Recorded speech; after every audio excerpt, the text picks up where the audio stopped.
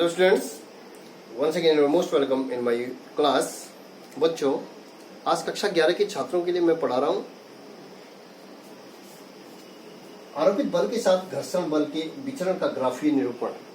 बच्चों, इससे पूर्व वाले वीडियो में मैंने आपको friction force, origin of friction, है ना, स्थैतिक घर्षण एंड गति घर्षण और सीमांत घर्षण, ठीक है, सीमांत घर्षण, ये चीजें मैंने आपको बताई थी।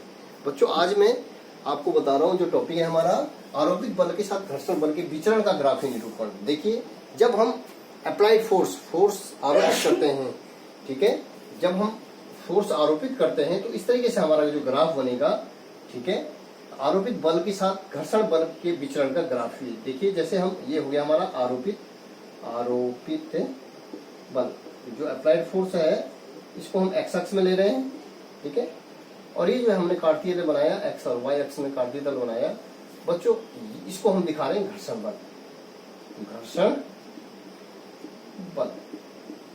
वाई अक्ष को हमने घर्षण बल दिखाया और एक्स अक्ष को हमने जो है आरोपित बल दिखाया, अप्लाइड फोर्स दिखाया।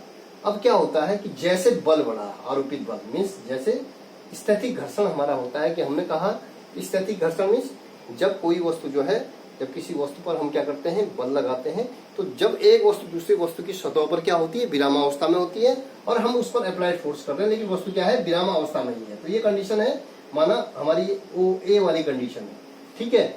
यहाँ पर जो है, ये जो अधिकतम बल यहाँ पे काम कर रहा बच्चों, ये वाला जो है, यहाँ पर जो है अधिकतम फोर्स लगा, अप्लाइड फोर्स अधिकतम हुआ, तो ये सीमांत घर्षण हो गया हमारा। क्या हो गया, सीमांत। इसको बोलेंगे स्थैतिक घर्षण जो है, ये जो है इसको बोलेंगे स्थैतिक घर्षण। स्थैतिक घर्षण को दिखा रहा, यहाँ पर जो है एफ एस किसके बराबर है, एफ के बराबर है, ठीक है ना, जो बल है। और यहाँ पर जो है ये सीमांत घर्षण हो गया, इसको कहेंगे सीमांत घर्षण। ये वाली जो कंडीशन होती है इसको सीमांत घर्षण, मतलब स्थैतिक घर्षण के अधिकतम मान को क्या कहते हैं, सीमांत घर्षण कहते हैं, ठीक है। तो ये वाली जो कंडीशन है ये हो जाएगी बच्चों आपका F S maximum is equal to mu S R के, ये वाली कंडीशन जो है, ठीक है। अब यहाँ पर जैसे ही हम क्या करते हैं, अप्लाइड फोर्स को बढ़ाते हैं, तो जब सीमांत घर्षण से ज्यादा फोर्स हो जाता है, सीमांत घर्षण पे ज्यादा बल लग जाता है, तो ये किस अवस्था में आ जाता है, गति अवस्था में आ जाता है बच्चों। इस तरीके से ये गति अवस्था में आ जाता है, और एक नियत गति के साथ जो है ए बी, ये जो है गति घर्षण, ये हो गया आपका गतिक घर्षण। जब स्थैतिक घर्षण का मान जो है क्या हो जाता है, कम हो जाता है। स्थैतिक घर्षण का मान जब क्या हो जाता है, जो अप्लाइड फोर्स से क्या हो जाता है, कम हो जाता है, अर्थात सीमांत घर्षण से अधिक बल जब हम लगाते हैं तो क्या हो जाता है, वस्तु गति अवस्था में आ जाती है, और ये जो है एक ए से बी, ये एक नियत चाल से जो है आगे को बढ़ता है, ठीक है। तो इस प्रकार से बच्चों हम बता सकते हैं कि ये जो है, ये जिस प्रकार से अप्लाइड फोर्स के साथ साथ घर्षण बल किस तरीके से हो रहा है, स्थैतिक घर्षण हुआ, वस्तु विराम अवस्था में ही हुई, लेकिन स्थैतिक घर्षण का जो अधिकतम मान है एफ एस बराबर जो एफ है, जो अधिकतम मान है, बलते हैं एक कंडीशन, स्थैतिक घर्षण जो है, ठीक है, तो किसके बराबर हो जाता है, उस बल के बराबर हो जाता है जो, तो स्थैतिक घर्षण का जो अधिकतम मान होता है उसको हम कहते हैं सीमांत घर्षण, ठीक है बच्चों। अब जो है इसमें जो है हम पढ़ेंगे, इसमें जो अगला टॉपिक हमारे पास है, ग्राफ के माध्यम से आप समझे होंगे। अगला जो टॉपिक हमारे पास है घर्षण के नियम, लॉ ऑफ फ्रिक्शन, घर्षण के नियम, घर्षण के नियम, law of friction, law of friction. जो फ्रिक्शन है, लॉ ऑफ फ्रिक्शन, ये दिया है जॉर्ज कूलॉम ने, घर्षण के नियमों का प्रतिपादन किया था, और उन्होंने जो है सीमांत घर्षण के नियम, घर्षण के नियम में सीमांत घर्षण के नियम दिए थे। और सीमांत घर्षण के नियम में उन्होंने कहा था, सीमांत घर्षण मतलब अधिकतम स्थैतिक जो घर्षण होता है उसमें किन्हीं दो संपर्क तलों के बीच जो सीमांत घर्षण होता है, वो सीमांत घर्षण किन्हीं दो तलों के खुरदरेपन अथवा चिकनेपन पर निर्भर नहीं करता है। अर्थात माना कोई ये दो वस्तुएं हैं, ठीक है, ये जो है इसका जो संपर्क तल है, दो वस्तुओं का जो संपर्क तल है, उन संपर्क तलों के सतहों के खुरदरेपन अथवा चिकनेपन पर निर्भर नहीं करता है, ठीक है। अर्थात यदि हमारा जो है, यदि ये जो है जो प्रतिक्रिया बल क्या हो, नियत हो। यहाँ पर देखिए मैंने कहा था कि जब कोई वस्तु एक दूसरे के संपर्क में आती है, उनके, ठीक है, एक पृष्ठ दूसरे पृष्ठ के संपर्क में आता है, तो ये किसके कारण, गुरुत्वीय बल के कारण इस पर एक बल काम कर रहा है mg, और यहाँ पर जो है मैंने कहा था एक प्रतिक्रिया बल r काम करता है, वो भी किसके बराबर होता है, mg के बराबर। ये दोनों बल क्या है, बराबर है।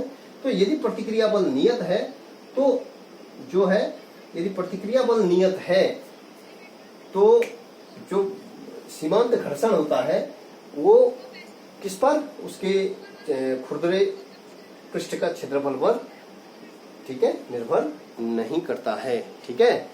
दूसरा जो नियम है बच्चों, जो दूसरा नियम दे रखा है घर्षण, सीमांत घर्षण का जो दूसरा नियम है, दूसरा घर्षण का जो नियम है कि यदि दो सतह संपर्क में रखे दो सतहों के बीच जो सीमांत घर्षण होता है, वो यदि दोनों क्या होंगे, एक दूसरे के स्पर्श रेखीय होंगे, दोनों की सतह क्या होगी, स्पर्श रेखीय होगी, ठीक है, तो वहां पर जो घर्षण बल होगा, सीमांत घर्षण होगा, वो हमेशा किसके विपरीत, उसके बल के विपरीत दिशा में काम करेगा। जो सीमांत घर्षण होगा Fs मैक्सिमम जो होगा वो किसके बराबर होगा, प्रोपोर्शनल टू r के। Fs maximum proportional to r के, ठीक है ना। ये आपका क्लियर हो रहा है कि जो Fs maximum proportional to r के, इसलिए Fs जो मैक्सिमम हो जाएगा, Fs maximum is equal to mu S R. अब म्यू एस क्या है, ये जो है स्थैतिक घर्षण गुणांक है, ठीक है ना। तो जो है बोलने का मतलब है जब दो वस्तुओं की जो सतहें हैं वो क्या होंगी, एक दूसरे के स्पर्श रेखीय होंगी, एक दूसरे के समांतर होंगी, तो उन पर जो अधिकतम घर्षण जो बल होगा वो हमेशा किधर होगा, स्थैतिक घर्षण हमेशा जो है अधिकतम घर्षण जो बल होगा, स्थिति अधिकतम स्थैतिक जो घर्षण जिसको हम सीमांत घर्षण कह रहे हैं, वो हमेशा क्या होगा, अप्लाइड फोर्स के बल हम यदि इधर को लगा रहे हैं तो घर्षण हमेशा किधर होगा, उसकी दिशा इधर होगी, विपरीत दिशा में होगा, ठीक है ना। और तीसरी चीज बच्चों, हमने तीसरी चीज ये बताया कि हमेशा जो बल होता है, सीमांत घर्षण होता है, तीसरी चीज मैंने आपको बताई कि जो सीमांत घर्षण की स्थिति में मैंने कहा कि जब दो वस्तुएं एक दूसरे के संपर्क में होती हैं तो उस पर जो अधिकतम घर्षण होता है, अधिकतम घर्षण मतलब जो सीमांत घर्षण होता है, सीमांत घर्षण means Fs maximum is proportional to इसके R के। ये मैंने आपको बताया कि जो दो संपर्क में रखी दो वस्तुओं पर जो सीमांत घर्षण होता है या अधिकतम स्थैतिक घर्षण होता है, वो उस पर लगे, उस वस्तु के प्रतिक्रिया बल के अनुक्रमानुपाती होता है, जिसको हम कहते हैं Fs maximum is equal to mu S R, जो मैं आपको पहले भी बता चुका हूं, ठीक है। तो ये तो है बच्चों आपके सीमांत घर्षण के नियम। दूसरा है हमारा गतिक घर्षण के नियम। जो गतिक घर्षण है, गतिक घर्षण, जो गतिक घर्षण के नियम है बच्चों, जिसको हम कहते हैं काइनेटिक फ्रिक्शन, काइनेटिक फ्रिक्शन होता है।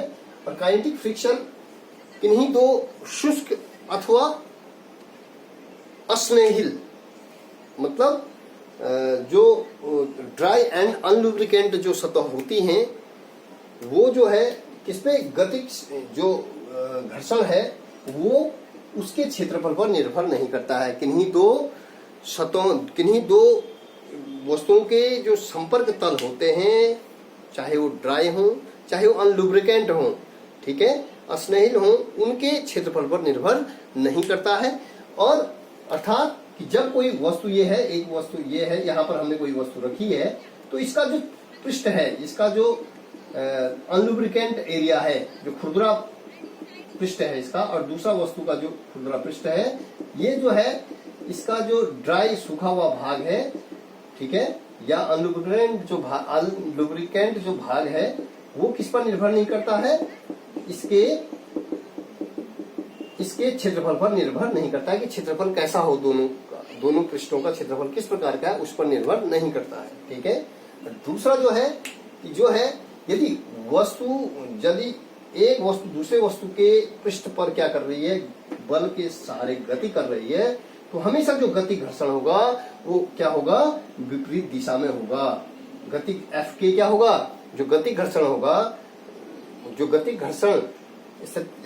काइनेटिक फ्रिक्शन होगा वो हमेशा अप्लाइड फोर्स के विपरीत दिशा में होगा। यदि वस्तु गति अवस्था में आ गई तो काइनेटिक जो फ्रिक्शन होगा वो विपरीत दिशा में होगा। और तीसरी चीज बच्चों में इसमें ये बताऊंगा कि हमेशा जो प्रतिक्रिया बल होता है, इस पर एक बल काम कर रहा है, मैंने आपको पहले भी बता चुका हूं, एक mg। जब कोई वस्तु किसी सतह पर है तो किसके वेट के कारण उस पर एक बल काम कर रहा है, पृथ्वी के गुरुत्व क्षेत्र के कारण। इसके अपोजिट एक बल काम करता है जिसको हम R कहते हैं, R बराबर mg के, ठीक है। प्रतिक्रिया बल जो किसके बराबर होता है, इस बल के बराबर होता है। तो अर्थात यदि वस्तु काइनेटिक स्थिति में है, यदि वस्तु काइनेटिक स्थिति में आई तो इस पर जो इसका जो परिणामी बल है P, वो परिणामी बल P है वो क्या हो जाता है, किसी कोण पर क्या हो जाता है, झुक जाता है। तो यहां पर जो है ये, ठीक है, तो ये जो है ये F की मतलब जो वस्तु गति अवस्था में है, यदि वस्तु गति अवस्था में आती है तो जो F के मतलब जो गति घर्षण K इज प्रोपोर्शनल टू प्रतिक्रिया बल के।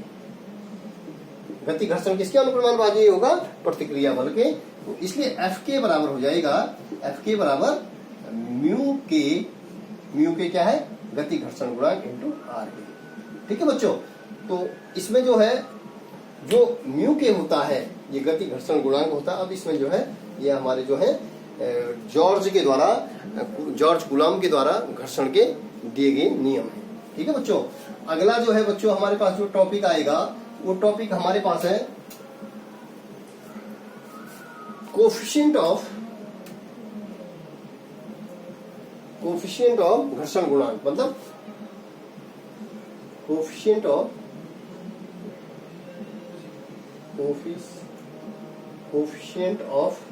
फ्रिक्शन,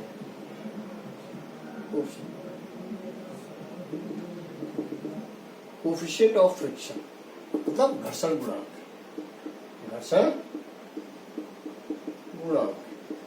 अर्थात जब दो वस्तुएं एक दूसरे के संपर्क में होती हैं, ठीक है, तो उन संपर्क तलों के बीच यदि हम बल अप्लाइड करते हैं, बल लगाते हैं, तो वस्तु क्या होती है, विराम अवस्था में ही होती है, उसको कहते हैं स्थितिक घर्षण गुणांक। अर्थात जो अधिकतम जो बल होता है, जो सीमांत घर्षण होता है,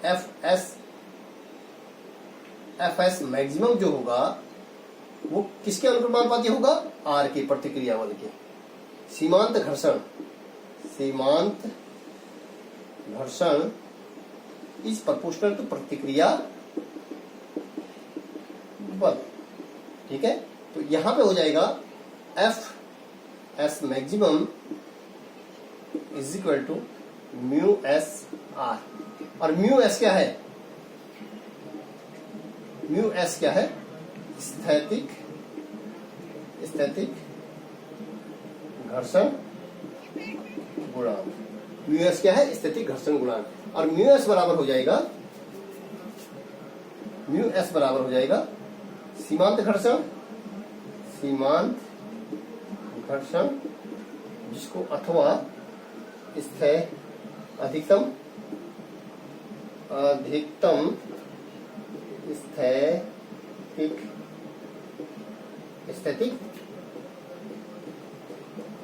स्थैतिक घर्षण कहते हैं अपॉन प्रतिक्रिया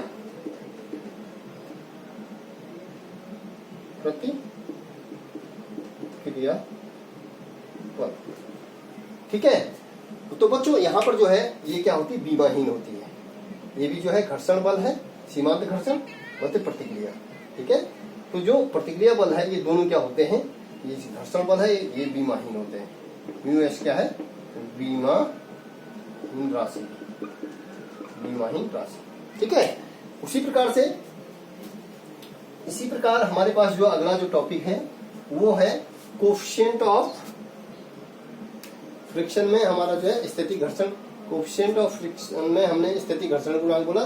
दूसरा जो है काइनेटिक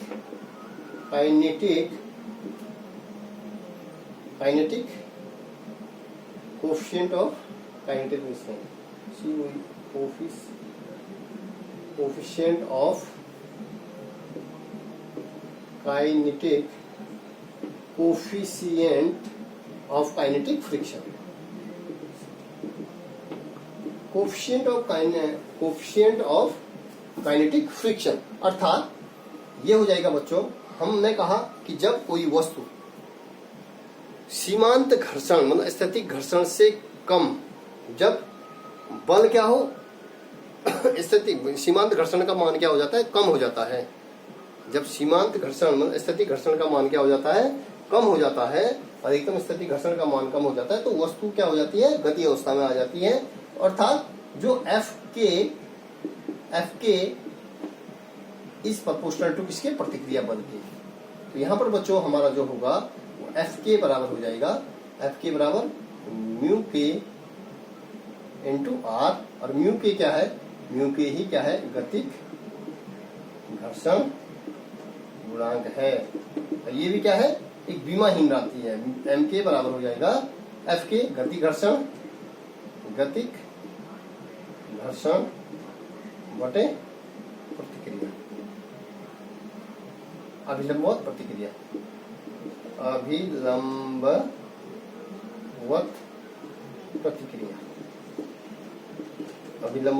प्रतिक्रिया, ठीक है। गति घर्षण बटे अभिलंबवत प्रतिक्रिया, ये भी क्या है? विमाहीन राशि है, विमाहीन राशि, ठीक है बच्चों। ये क्या होगी? विमाहीन राशि होगी। अगला बच्चों हमारे पास जो है घर्षण कोण है। अगला हमारे पास एंगल ऑफ फ्रिक्शन, घर्षण कोण जिसको हम कहते हैं एंगल ऑफ फ्रिक्शन। बच्चों ये जो है कोई सतह है, जब दो वस्तुएं एक दूसरे के संपर्क में होती हैं, एक वस्तु ये है और दूसरी वस्तु हमारे पास ये है। जब दो वस्तुएं एक दूसरे के संपर्क में होती हैं, दो वस्तुएं एक दूसरे के संपर्क में हैं, ठीक है, तो आप देखेंगे यहां पर जो है इसके कारण एक इसका जो भार है वो mg है, ठीक है। तो इस पर जो प्रतिक्रिया बल काम कर रहा है वो क्या है? r है।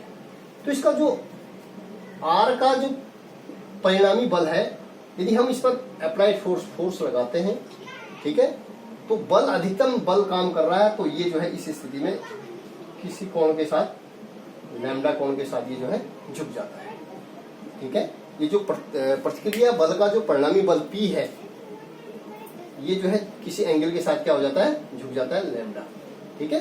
तो ये किस स्थिति में आ जाएगा? ये अधिकतम सीमांत घर्षण हो जाएगा, अधिकतम सीमांत घर्षण एफ एस मैक्सिमम बराबर हो जाएगा आपका म्यू एस आर के, ठीक है।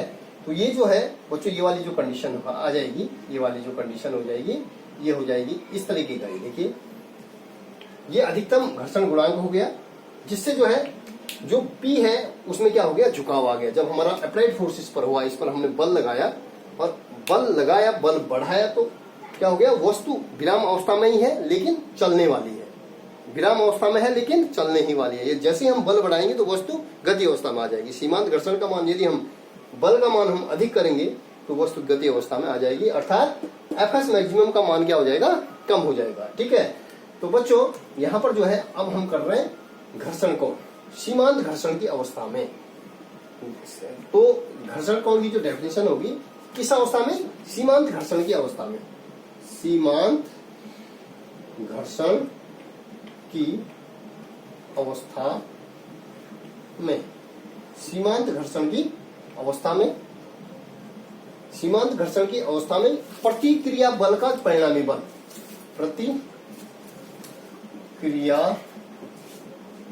बल का परिणामी बल P तथा प्रतिक्रिया बल तथा प्रतिक्रिया बल R के बीच बने कोण को घर्षण कोण कहते हैं। घर्षण कोण कहते हैं। अर्थात बच्चों, मैंने कहा आपको सीमांत घर्षण की अवस्था में, सीमांत घर्षण मतलब जब स्थैतिक घर्षण का मान अधिकतम हो जाता है, तो उस कंडीशन में जो प्रतिक्रिया बल R का जो परिणामी बल P है,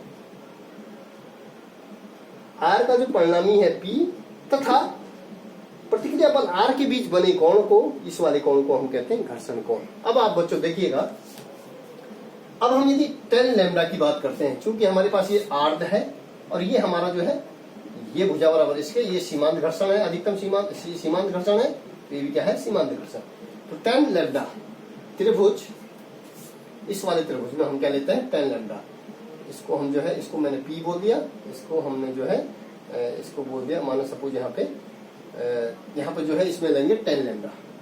इस त्रिभुज में tan लैम्डा बराबर tan लैम्डा बराबर क्या हो जाएगा, ये आधार बट tan लैम्डा बराबर होगा लंब बटे आधार। ये लंब हो जाएगा, इसके लिए ये क्या हो जाएगा, आधार।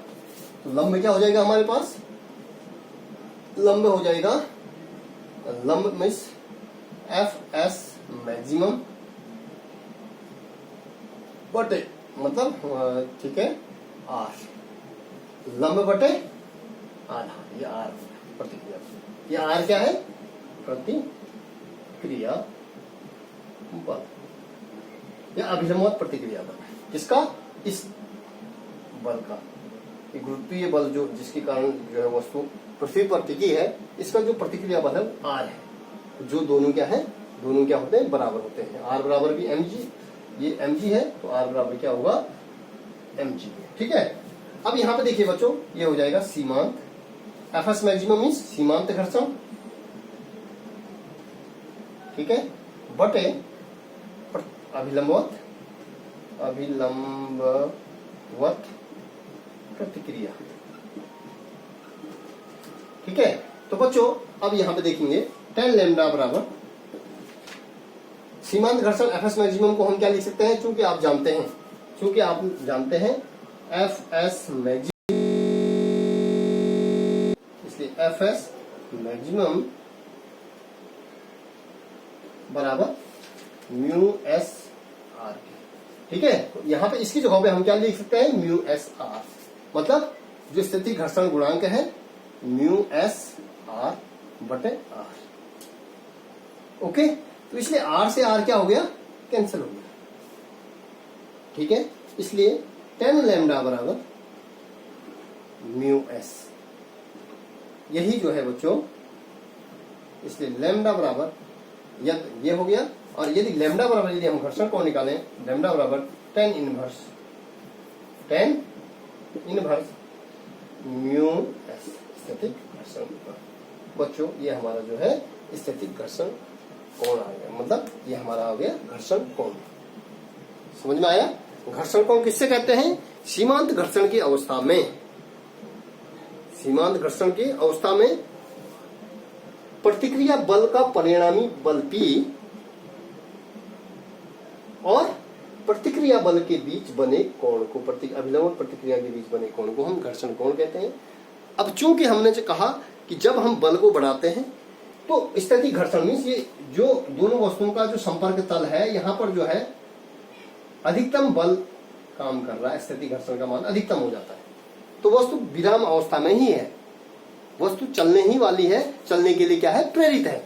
तो यहाँ पे जब यदि हम बल का मान अधिक बढ़ा देते हैं, अर्थात स्थैतिक घर्षण का मान क्या हो जाता है, कम हो जाता है। सीमांत घर्षण पर यदि बल बढ़ाएंगे तो स्थैतिक घर्षण का मान क्या हो जाएगा, कम हो जाएगा, जिसके कारण वस्तु क्या हो जाती है, गति अवस्था में आ जाती है। और उसको ही हम क्या कहते हैं, गतिक घर्षण कहते हैं। तो बच्चों, मुझे पूर्ण विश्वास है कि आपकी समझ में ये टॉपिक आया होगा। आगे और कल अगले वीडियो में पुनः हम मुलाकात करते हैं। Good bye.